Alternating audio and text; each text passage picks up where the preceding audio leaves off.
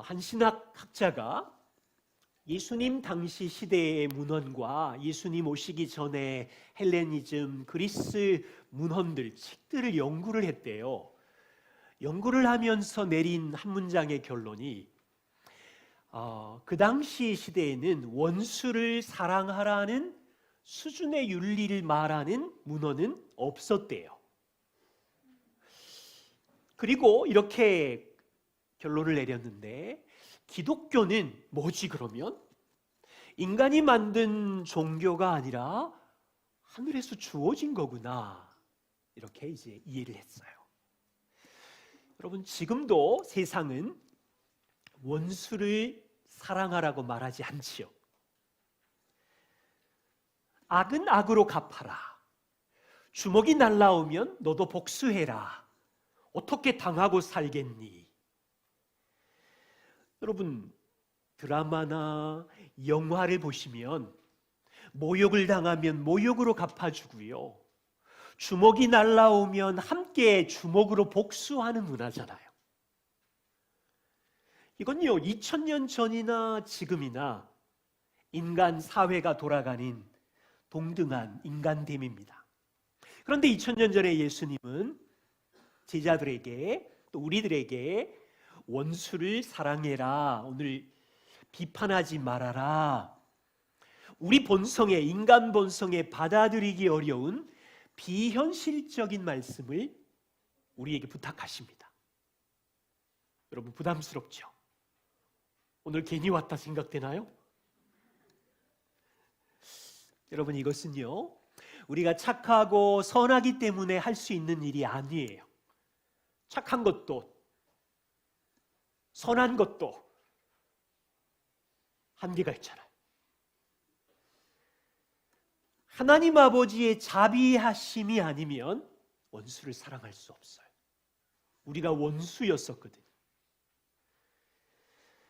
오늘 이 본문에 보면 그 당시 바리새인이 사람들에게 어떻게 가르쳤는지, 그들의 오해는 무엇인지, 예수님은 다시 어떻게 가르치시는지를 살펴보려고 합니다. 그리고 또한 예수님은 너희가 비판하지 말아라, 오히려 너희가 자비하심으로 서로를 대하라, 이렇게 말씀하십니다. 이 말씀이 저와 우리에게 무엇인지 또 생각하고, 평생 쉽지 않겠지만 하나님의 자비하심을 경험하면서 이렇게 살기를 소망합니다. 먼저, 하나님의 자비하심을 받았으니 원수를 사랑해라. 자, 보세요. 바리새인들은 그 당시 2000년 전에 이스라엘 유대인들을 어떻게 가르쳤냐면, 동일한 연관된 본문인 마태복음 5장 43절에 보면 바리새인들이 이렇게 가르쳤어요. 내 이웃을 사랑하고 내 원수는 미워해라. 이렇게 하였다는 것을 너희가 들었으니, 그 제자들은, 그 당시 유대인들은 바리새인 선생들로부터 이렇게 들었어요. 내 이웃은 사랑하지만 원수들은 미워해도 괜찮아. 예수님은 이 뒤에 있는 부분을 정면으로 반박하고 있어요. 오늘 본문 27절, 원수는 미워하는 게 아니라 사랑해라. 너희 미워하는 자를 잘해줘라, 선대해라. 너희를 저주하는 자를 째려보지 말고 축복해라. 그냥 우리는 참는 것도 힘든데, 싫은 소리 안 하는 것만 해도 잘하는 건데, 너희를 모욕하는 자를 그냥 뒤통수 때려주고 싶은데 기도해라. 바리새인들이 가르친 이웃은 사랑하되 원수를 미워하라는 이 가르침은 2000년 전 그 당시 사람들에게 일반적인 정서에 맞아요. 오늘날 세상 문화에도 적합해요. 반면에 예수님의 말씀, 원수 사랑하고 저주하는 자 축복하고 너한테 모욕이 날라오는 자를 위해서 너는 기도해라는 이 말씀은 비현실적으로 지금도 어려워요. 자, 생각하셔야 돼요. 바리새인들의 가르침은 사랑의 대상을 분리시키고 있어요. 제한시키고 있어요. 어떻게 해요? 모든 사람을, 이 사람은 내가 사랑할 이웃, 저 사람은 내가 미워할 원수, 대적. 그래서 이웃은 사랑하고 이쪽에 분리된 원수는 미워하라는 이분법적인 가르침을 하고 있어요. 나와 가깝고 나를 사랑하는 사람과 나를 싫어하는 사람을 나누어 놓고 하나는 사랑하고 하나는 미워해도 괜찮은 구조를 가르치고 있는 거예요. 나를 좋아하는 사람은 나도 좋아할 거고, 나를 향하여 까칠한 눈으로 보는 사람은 나도 같이 까칠하게 싫어해도 괜찮은 거죠.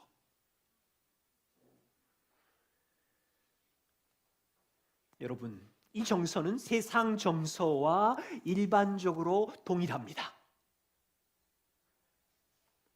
문제는 바리새인이 이것을, 그들은 구약 율법을 가르치는 사람들이었잖아요. 그러면 구약 성경이 이렇게 말하고 있나요? 자, 레위기 19장 18절입니다. 구약의 율법은 하나님께서 주신, 모세에게 주신 말씀인데, 원수를 갚아주지 말고, 원수를 갚지 말래요. 동포를 원망하지 말고, 이웃사랑을, 원수도 너한테 해를 주는 동포도 내 몸처럼 사랑해라. 구약 율법은요, 내게 악한 일을 행한 원수에게 똑같이 보복하지 말래요. 나에게 해를 끼치는 이웃 동포에게 원한을 품지 말래요. 원수를 미워하는 말이 없어요. 한 곳 더 보죠. 출애굽기 23장 4절입니다. 내가 만일 원수의 집에 속한 길을 잃은 소나 나귀를 동네에서 보거든 반드시 그 사람에게 돌릴 것이니. 저는 이 본문을 보다가 참 위로가 된 게, 이스라엘 공동체 안에서도 서로 살다가 보면 좋은 사람, 원수 같은 사람, 나랑 안 맞는 미운 사람이 있구나. 이것도 되게 위로가 됐고, 그런데 자 보세요. 원수가 가지고 있는 재산 목록 1호가 소나 나귀였거든요. 그런데 잃어버렸어요. 원수가 발을 동동 굴리며 찾고 있는데, 상처 입은 그 사람이 원수의 재산 목록 소나 나귀를 동네에서 보면 반드시 돌려주라는 거예요. 여러분, 이 찬스는 골탕 먹이기 딱 좋은 찬스잖아요. 원수에게 대갚아 줄 수 있는. 그런데 골탕 먹이지 말고 사랑해라. 자, 출애굽기 23장 5절도 보세요. 내가 만일 너를 미워하는 자의 나귀가, 재산 목록 나귀가 짐을 싣고 가다가 엎드려져서 있는 걸 보거든 그것을 버려두지 말고 달려가서 도와주고 그 짐을 같이 부려라.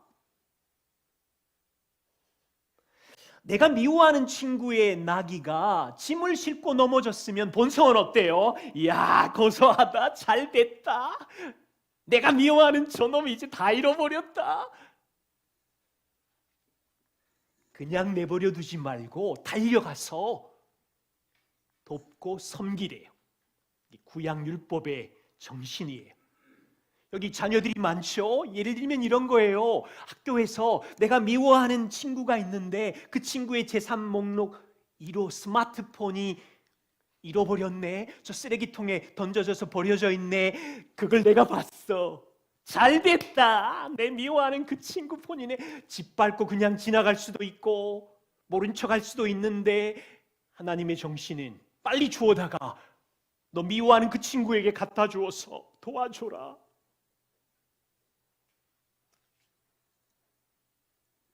보이시나요? 하나님은 구약에서도 사랑의 대상을 사랑하는 자와 미워하는 자로 결코 분리하지 않아요. 원수까지 사랑하라는 명령이었어. 다시 말하면 구약의 율법의 정신도 원수를 사랑하라이고 예수님의 가르침도 원수를 사랑하라는 말인데, 바리새인들은 하나님의 말씀을 왜곡하고 있다고요. 사람들은 종종 이런 표현을 쓰더라고요. 아니, 시편에 보면 성도들이 원수에게 고통과 박해를 당할 때 부르짖으면서 하나님, 원수들을 심판하여 주시고 멸하여 주시고 대적들을 밟아 주십시오, 이런 표현이 많이 등장하죠.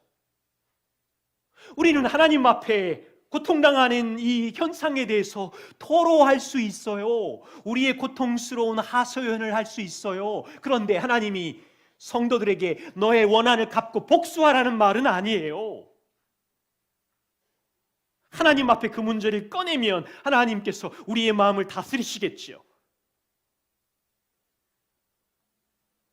성도는 하나님이 이 상황에 대해서 판결해 주시기를, 심판해 주시기를 기도하는 것이지, 하나님이 그 원수를 미워하라고 한 것이 아니잖아요.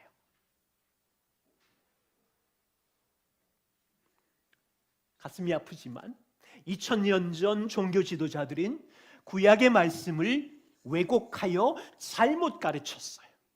하나님의 말씀을 인간 수준으로 낮추어서 백성들이 좋아하는 말씀으로 희석해서 이웃은 사랑하되 원수는 미워해도 괜찮다고 가르쳤어요.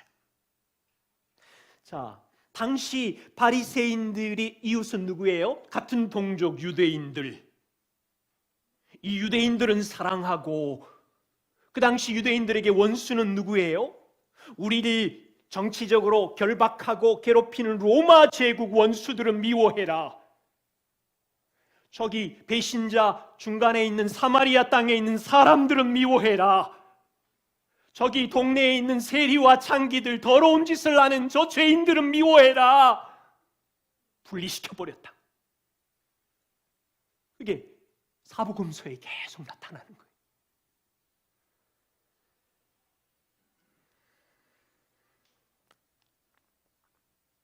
여러분, 부모 여러분, 자녀들에게 너 학교 가면 너 괴롭히는 사람 미워해라, 그렇게 가르치는 것하고 비슷한 거예요. 너 한 대 맞으면 너도 한 대 때려라. 기독교적인 정신이 아닌 거죠. 여러분, 우리 교회가 세상에 있는 사기꾼 같은 죄인들, 살인자들, 동성애 같은 분들 미워해도 괜찮다고 가르치지 않죠. 예수님은 사랑의 대상을 제한하지 말래요. 원수를 미워하지 말고 사랑하고, 너희를 미워하는 로마 제국, 너희에게 모욕을 주는 사마리아인들, 죄인들, 그들이 너희를 향하여 손가락질하겠지만 복을 빌고 기도하고 사랑하래요. 여기서 기억할 것이 있어요. 원수를 사랑할 때 기억할 일. 여러분, 이 말은, 원수를 사랑하라는 말인 그 상대가 쏟아내는 죄악을 무조건 동의하거나 받아들인다는 것은 아니에요. 우리가 원수를 사랑하지만 상대가 쏟아낸 독한 말과 못된 죄악된 행동까지 받아주는 건 아니에요. 그들의 죄까지 받아들이면 그 사람도 망하고 우리도 망해요. 일반적으로 세상 사람들은 사랑이라는 것은 뭐 선악을 분별할 필요도 없고 무조건 받아들여, 무조건 용납해. 종종 이런 표현 쓰잖아요. 영화나 드라마에 보면 나는 의리의 사나이야, 너는 내 친구니까, 너는 내 베프니까 너의 잘못도 너의 죄도 눈 감아주고 허용해 줄 수 있어. 여러분, 이건요, 상대방도 나쁜 사람 만드는 거고 나도 나쁜 일에 동참하는, 같이 망하는 일이에요. 교회는 사회의 고통당하는 이웃들, 죄인들 사랑하지요. 그런데 그들의 죄악된 생활을 하나님 말씀의 원리에 따른 죄를 정당화하지는 않아요. 왜냐하면 하나님의 사랑은 공의 안에 불의를 기뻐하지 않으시잖아요. 성도인 우리는 선악을 분별해야 하지만 사랑으로 악을 변화시키는 사람들이지요. 이것이 바리새인과 예수님의 가르침의 다른 점입니다. 그리고 예수님께서 이렇게 말씀하세요. 너희가 세상 사람들처럼만 사랑하면 무슨 칭찬이 있겠니? 너희는 하나님께 속한 하나님 나라의 윤리를 따라서 살아야 되지 않겠니? 32절에 보세요. 너희가 만일 너희를 사랑하는 자만을 사랑하면 칭찬받을 것이 무엇이겠느냐? 죄인들도 사랑하는 자는 사랑하느니라. 너희가 미워하는 로마 사람들, 하나님을 알지 못하는 너희가 죄인이라고 하는 로마 사람들도 자기들이 사랑하는 사람은 사랑하고 있지 않니? 죄인들도. 너희가 만일 너희에게 잘해주는 선대하는 자만을 너희도 잘해주면 칭찬받을 것이 무엇이니? 너희가 손가락질하는 저 죄인들도 자기에게 잘해주는 사람에게 잘해주는 게 보이지 않니? 예수님은 당시 세상 사람들의 죄인들의 윤리를 잘 알고 있었어요. 여러분, 2000년이 지났는데 지금이랑 똑같지 않아요? 학교 친구들, 직장 동료들, 우리 주변 이웃들을 잘 보세요. 세상의 윤리는 내가 준 만큼 받아야 되고 내가 받은 만큼 갚아주는 윤리예요. 내가 잘해를 주는 자에게 그 사람도 잘해줘야 되고 내가 선물을 주면 다시 선물이 돌아와야 되고 받을 것을 정확하게 받고 베푸는 윤리는 세상 사람들도 기본적으로 지키는, 거기서 조금 벗어나면 서로 까칠해지잖아요. 에이, 쟤하고는 같이 못 놀겠다. 예수님은 지금 믿지 않는 로마 사람도 너희가 손가락질하는 저 죄인들도 이 정도의 윤리를 가지고 살아가는데 너희는 하나님 나라에 속한 제자들, 자녀들이 아니냐, 이 차원을 넘어라. 35절, 오직 너희는, 제자들인 하나님께 생명을 받은 너희는 원수를 사랑하고 선대하고 아무것도 바라지 말고 꾸어주고 그럴 때 상이 큰 거다. 지극히 높으신 하나님의 아들이 되는 것이다. 그 높으신 하나님은 은혜를 모르는 자나 악한 자에게도 인자하지 않니? 너도 아버지의 인자하심을 닮아서 자비로 살아줄 수 없겠니? 자, 우리 이 말씀 볼 때마다 피해가고 싶잖아요. 예수님은 우리에게 너무 높은 수준의 윤리를 요구하셔. 이게 상식적으로 인간적으로 가능하단 말이야. 도저히 못하겠어. 우리 인정하십시다. 우리 힘으로 못해요. 할 수 없어요. 알아요. 저도 안 돼요. 자, 그러면 이거예요. 도저히 못하겠으면 그 다음 선택지는 뭐죠? 성도 여러분, 자녀 여러분, 예수님 말씀하신 대로 이렇게 도저히 못하겠으면 그 다음 선택지는 바리새인처럼 하나님의 말씀의 수준을 낮추어서 적당히 타협하는 것밖에 없어요. 자녀들에게 가르칠 때, 야, 너 학교에서 한 대 맞으면 당하고 있지 말고 너도 한 대 때려야 돼? 우리 집 귀한 자식? 목회자인 저도 여러분들하고 이렇게 깊이 나누다 보면 상처들이 너무 많잖아요. 괴롭힘 당하고 해로움 당하고 모욕 당한 일이 많잖아요. 그러면 공감한다고 적당히, 그래요 형제님 자매님 사랑하지 말고 적당히 거리를 두고 미워하면서 지내세요라고 인간적인 수준으로 내려가서 공감은 할지언정 하나님의 말씀은 나누지 못하잖아요. 그 공감이 필요하신 거예요. 그럼 충분히 할 수 있지만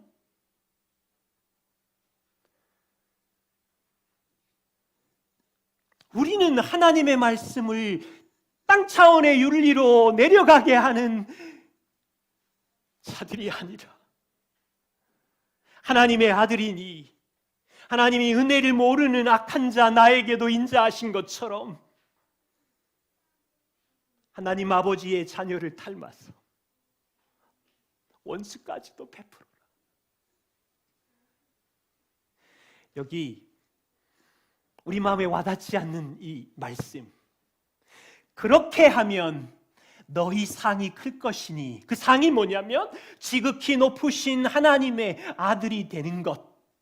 저는요, 솔직히 말할게요, 이게 뭐 큰 상이지? 감동이 안 되는 거예요. 여러분은 어떠신가요?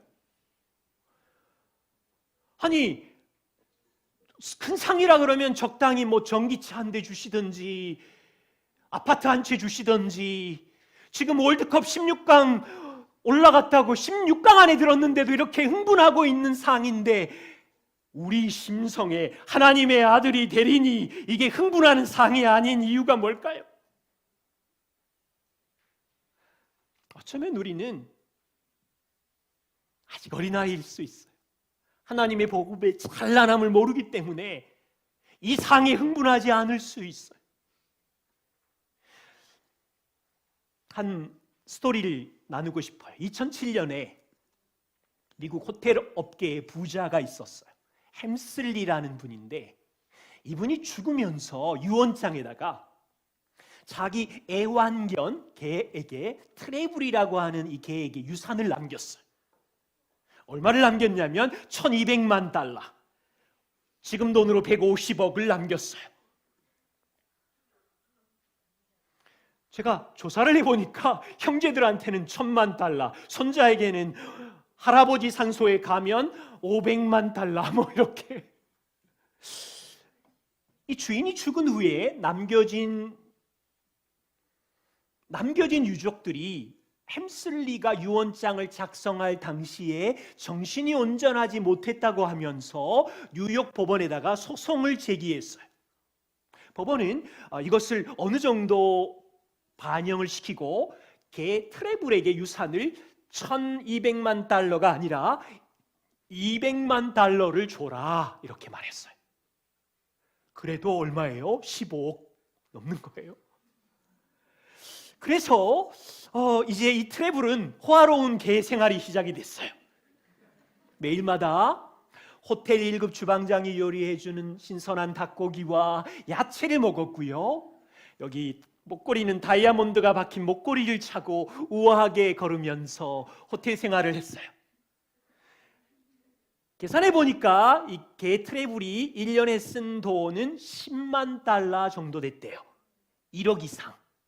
그 돈은 머리를 헤어 디자이너가 드라이하는 데 치장했고, 고급 사료를 주는 일에, 특별히 트래블이 납치될까 봐 경호하는 보험 비용으로 지출한 돈이 1억인데, 안타깝게도 트래블은 이 돈을 다 쓰지 못하고 3년 후에 돌아가셨습니다.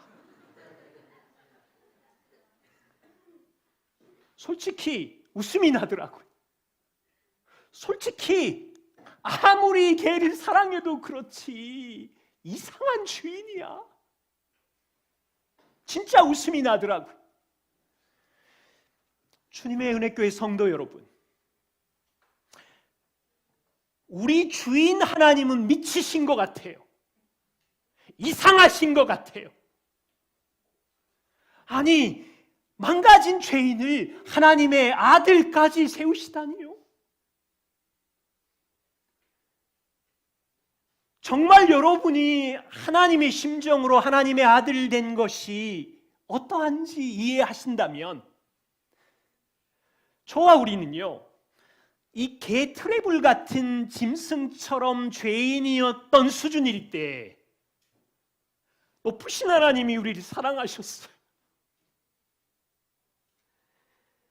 트래블은 주인에게 순종이라도 잘했지, 우리는 주인에게 거절하고 반역했던 원수였는데, 하나님께서 아들을 십자가에 우리 대신 저주를 받게 하심으로 하나님의 자비하심을 보여주셨어요.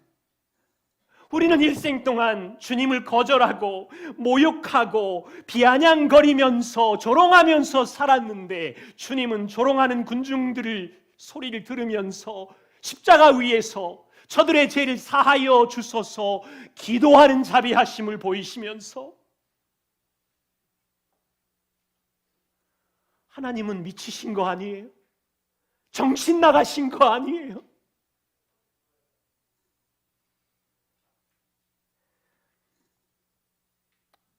하나님의 자비하심 때문에 그 아들이 지금 이 땅에 내려오셔서 이 말씀을 주시는 거예요. 우리가 받은 자비하심의 유산은 1,300만 달러 정도가 아니라 호화로운 집과 기름진 음식과 예쁜 머리 모양 정도의 복이 아니라, 여러분, 트래블 개가 변하여 사람이 되는 기적이 있어요. 죄인인 우리가 변하여 왕이신 하나님의 아들이 되는 기적이 일어났는데,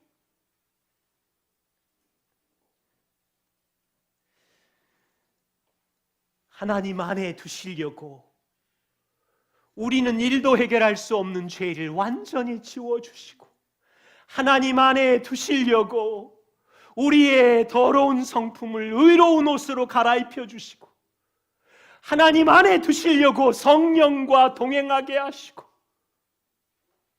기업을 약속하시고, 여러분, 예수님은 이걸 알았거든요. 하나님이 원수인 너희에게 어떻게 자비하셨냐? 너희가 이제 자녀가 되었으니 아버지를 닮아서 너희도 자비로 베풀 수 없겠니? 원수를 사랑하는, 선을 행하는 공로로 하나님의 아들이 된다가 아니라 이미 하나님의 아들로 세워놓고 그렇게 살면 세상이, 여기는 세상에 없는 윤리로 사는 하나님의 아들이구나 증명해 준다는 거예요.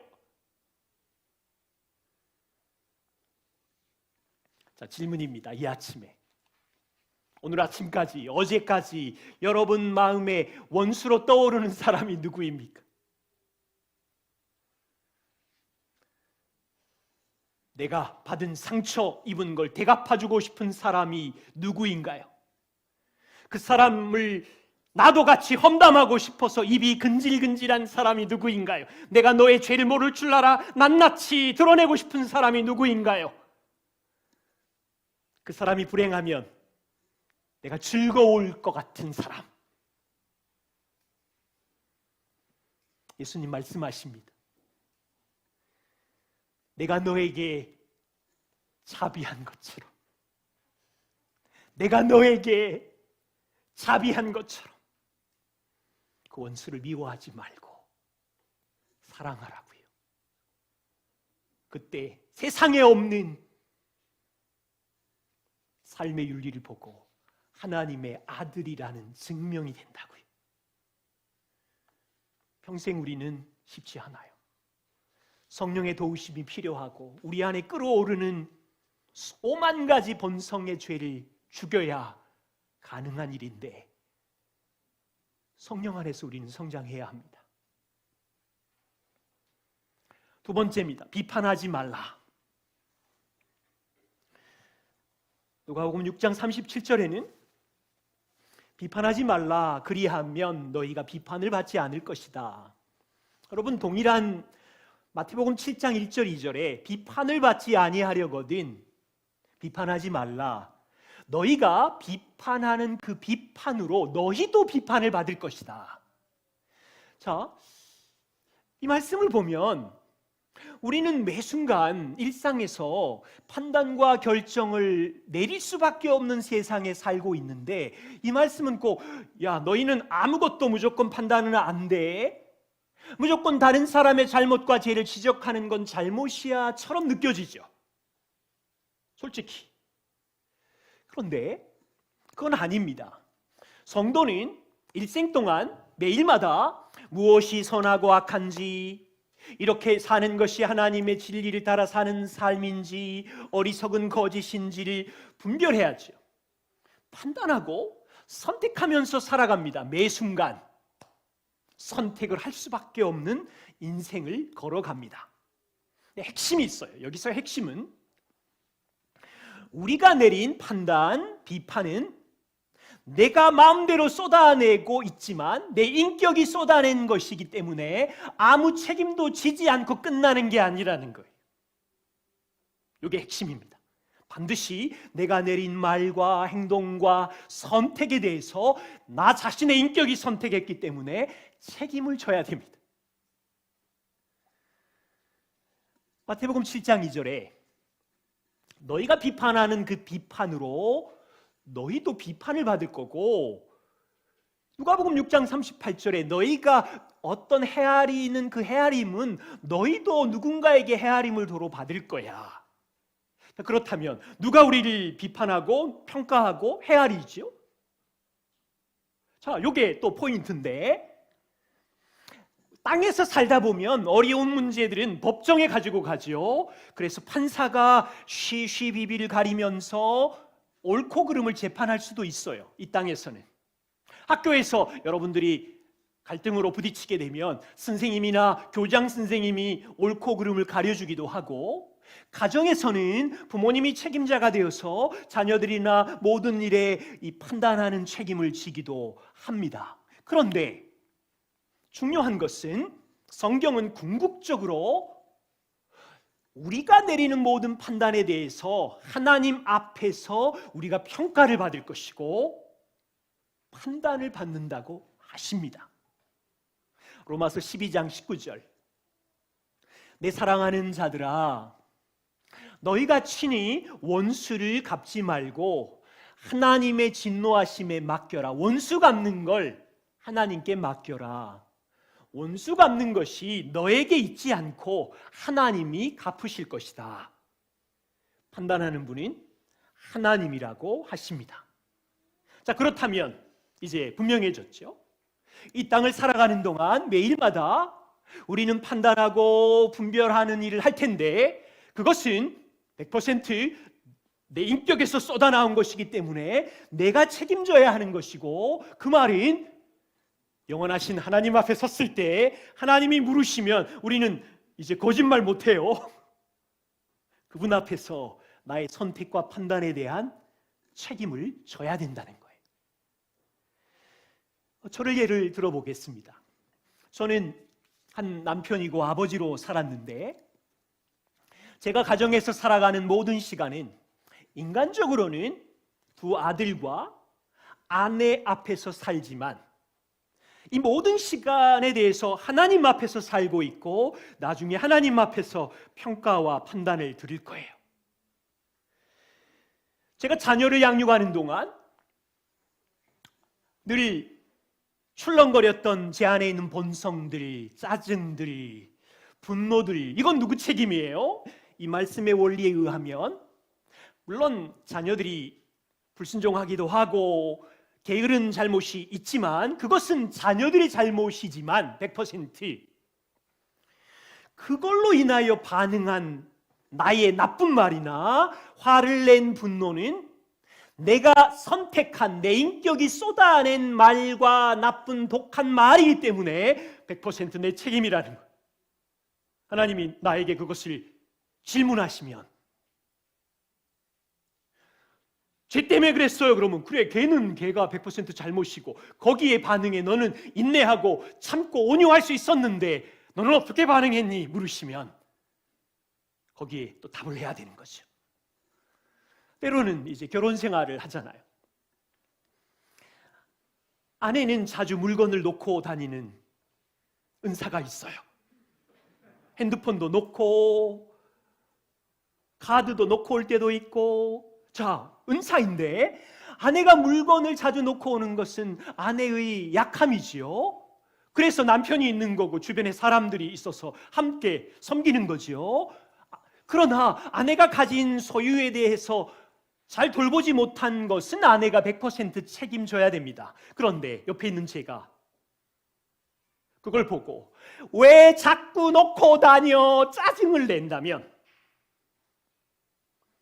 이 반응에 대한 책임은 아내가 원인 제공을 했지만 그건 아내 몫이고, 거기에 반응에 대해서 쏟아낸 내 말과 짜증에 대한 책임은 하나님 앞에서 100% 제가 지는 거예요. 저는 그 반응에 대해서 사랑으로, 섬김으로, 인내로 반응할 수 있었는데 그렇게 못한 거니까. 자, 핵심이 보이시나요? 우리가 이 땅을 살아가는 동안 내리는 모든 판단에 대해서 무책임할 수 없습니다. 우리는 하나님의 형상을 닮았고 지정의가 있고 인격이 선택하는 거니까 내가 한 말과 행동까지 하나님 앞에서 대답해야 합니다. 아버지로서, 남편으로서, 세상을 섬기는 그리스도인으로서. 그 다음은요, 우리는 매일 판단과 결정을 해야 하는데 기억할 것이 있어요. 항상 기억할 것. 얼마나 연약한 죄인인지를 항상 기억하는 거예요. 예수님이 우리의 본성을 잘 아시고 마태복음 7장 3절에 이렇게 말씀하십니다.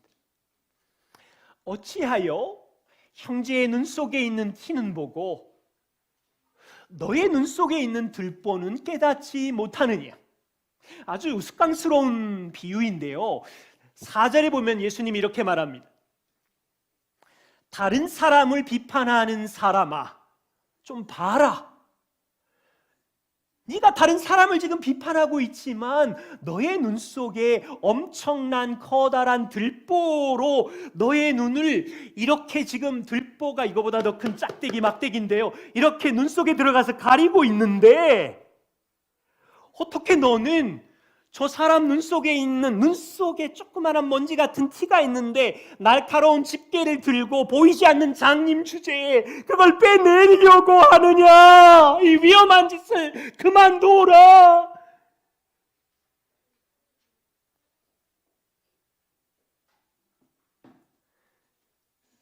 죄인인 우리가 누구를 판단하는 것이 이렇게 위험한 일이에요. 그래서 신중해야 된다는 거예요. 저는요, 이제 50 중반이 되면서 돌아봐요.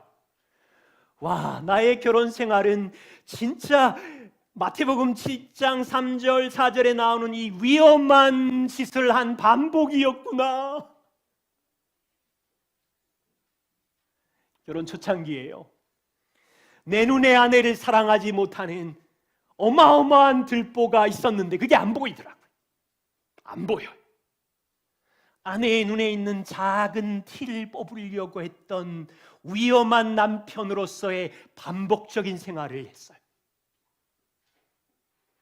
하나님 은혜가 아니었으면, 하나님의 도우심이 아니었으면 결혼 28년 동안 하나 되어서 사랑할 수 없었어요.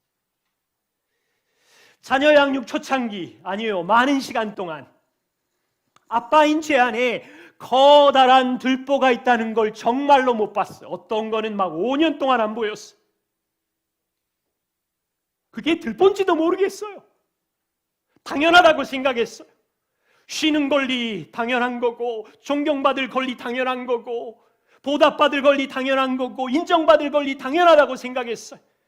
그래서 저 두 아들 안에 게으름과 불순종의 거대한 들보가 있다고 그냥 안에 들보를 들고 집게를 가지고 뽑아내려고 하다가 엉망이 된 날도 있고, 위험한 아빠였어요. 하나님께서 인자하셔서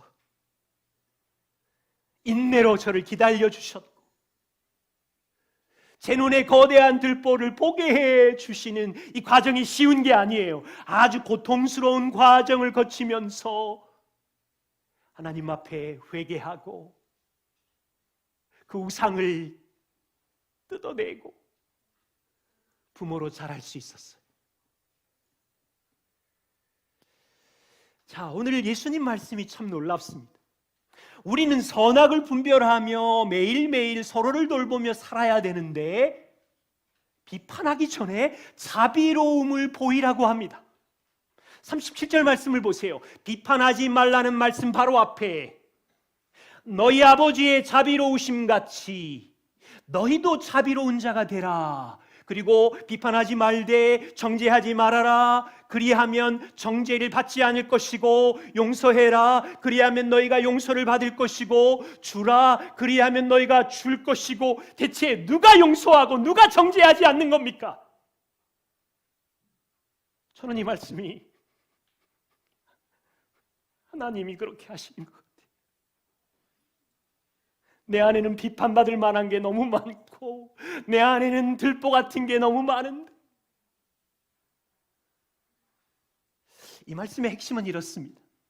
비판하지 말라는 말은요, 날마다 옳은 일, 그른 일, 어떤 판단도 내리지 말라는 뜻이 아니에요. 그렇게 살 수가 없지요. 그런데 누군가를 판단할 때, 특히 이웃과 형제를 판단의 대상으로 할 경우에 하나님의 자비하심을 잃어버리지 말아라, 이 말이에요.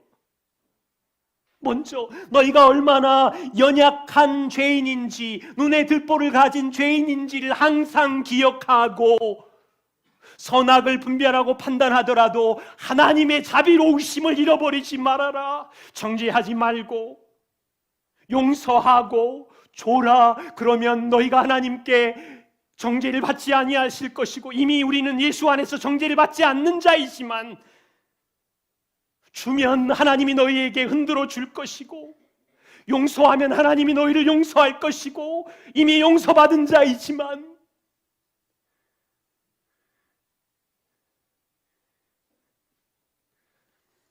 저와 우리는요, 원수, 우리를 고통스럽게 하는 사람 앞에 서면 죄성이 얼마나 강해요?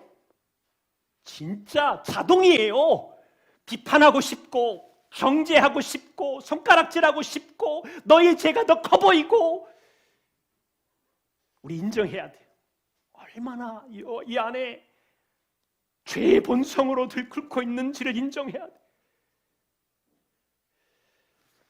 그것을 항상 기억하고, 하나님이 너희를 어떤 자비하심으로 지금도 일하고 계신지를 보고 자비하심을 나타내라.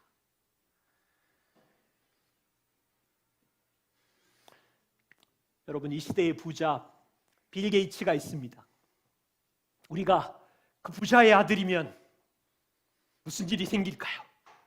아마 아버지 빌 게이츠는 자식인 우리를 훌륭한 사람, 괜찮은 사람 만들려고, 가문을 빛낼 사람 만들어 보려고 빌 게이츠가 가진 재산, 물질, 인간관계의 능력을 다 동원해서 교육하겠죠. 이 아이가 쓰러지고 넘어지면 다시 일으키고 교육할 것이고.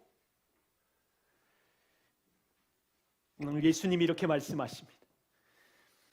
하늘에 계신 높은 아버지가 너희 아버지이니, 그 아버지는 아버지가 가진 모든 능력과 인간관계와 지혜를 다 동원해서, 환경을 다 동원해서 자녀인 여러분을 아버지 닮은 사람으로 빚어 가시고, 실패하면 다시 일으키시고, 때로는 주변의 인생의 까칠한 사람, 원수 같은 사람, 나쁜 사람을 사용해서 우리의 마음을 다시 넓히시고 찢어 넓히시고, 이 모든 과정에 우리는 쓰러지고 일어날 거고, 다시 죄 용서와 의로움으로 붙잡을 거고, 하나님의 자비하심을 경험하면서 만들어 가시는, 세상은 하나님의 아들로서 살아가는 삶을 기다리고 있어요.